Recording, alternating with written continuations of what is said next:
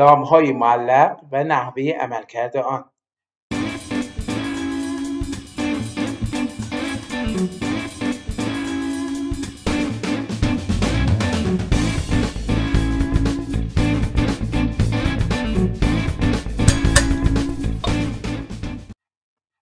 لامپ معلق چیست؟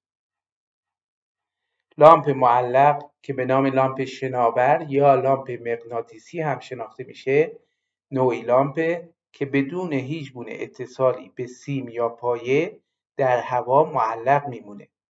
این لامپ ها با استفاده از دو نیروی مغناطیسی مخالف هم کار میکنه. در این شکل میتونید یک نمونه لامپ معلق رو مشاهده کنید. تکنولوژی فلایت. تکنولوژی فلایت یک لامپ معلقه که میتونه به مدت 22 سال در هوا آویزون بمونه.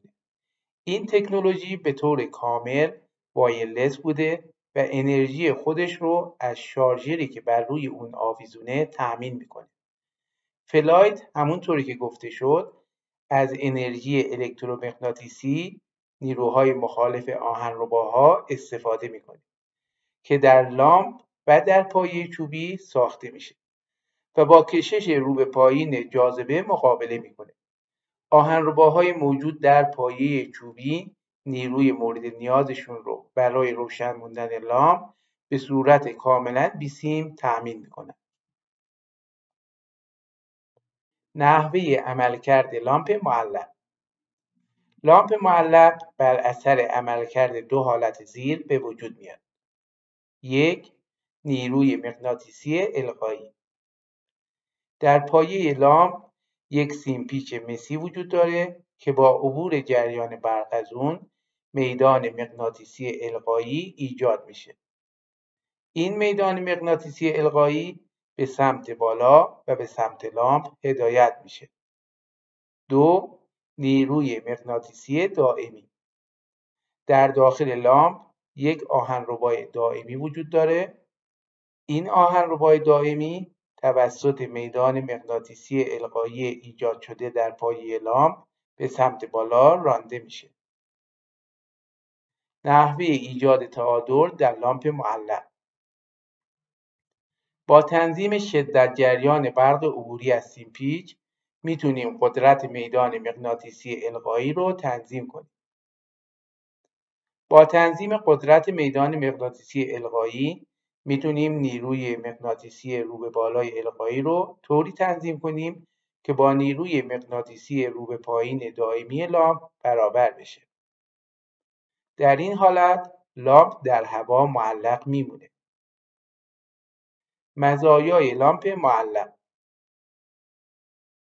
زیبایی و جذابیت بصری، عدم وجود سیم و پایه، مصرف انرژی کم، عمر طولانی. معایب لامپ معلق: قیمت بالا، نیاز به منبع برق، حساسیت به نوسانات برق، عدم امکان تنظیم ارتفاع. کاربردهای لامپ معلق: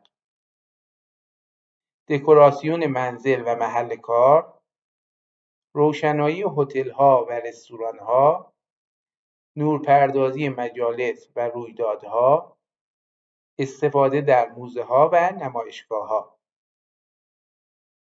نکات مهم لامپ‌های معلق: لامپ‌های معلق در دو نوع رومیزی و آویزانی موجوده. لامپ‌های معلق از لامپ‌های LED کم مصرف استفاده می‌کنند. لامپ‌های معلق با ریموت کنترل قابل تنظیم‌اند. روشنایی و طول عمر لامپ‌های معلق: لامپ‌های فلایت حداکثر روشنایی برابر با 60 لومن تولید می‌کنند که بسیار پایین‌تر از 450 لومن روشنایی که توسط یک لامپ رشته‌ای استاندارد 40 وات تولید میشه.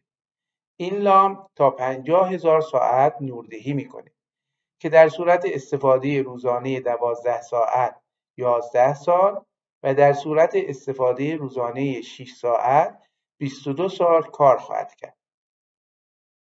امیدوارم از این آموزش هم استفاده کرده باشید. اگه تا این لحظه ما رو سابسکرایب نکردین، حتما همین الان ما رو سابسکرایب کنید و یک لایک و یک کامنت هم برای این ویدیو بذارید. حتما در ادامه بنویسید که دوست دارید چه ویدیوهایی در آینده در کانال برق آموز قرار داده بشه. تا آموزش بعدی، خدا نگهدار.